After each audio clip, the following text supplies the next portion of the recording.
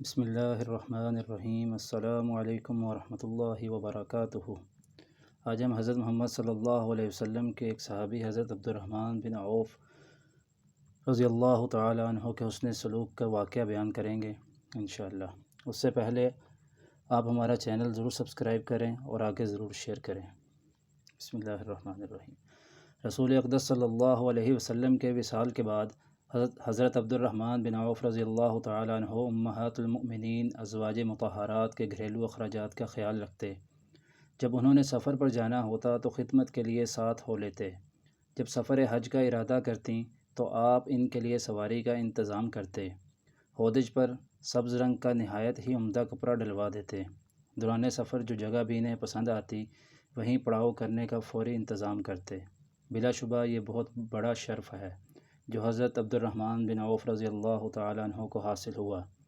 امہات المؤمنین کو ان پر بہت اعتماد تھا، جس پر یہ اللہ تعالیٰ کا ہر دم شکر ادا کرتے رہتے۔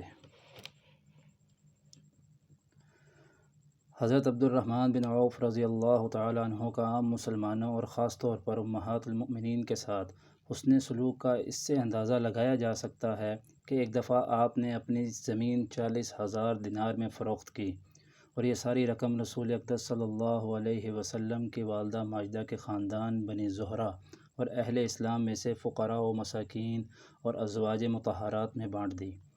جب ام المؤمنین حضرت عائشہ صدیقہ رضی اللہ تعالی عنہا کی خدمت میں ان کا حصہ پیش کیا گیا تو آپ نے پوچھا، یہ مال کس نے بھیجا ہے؟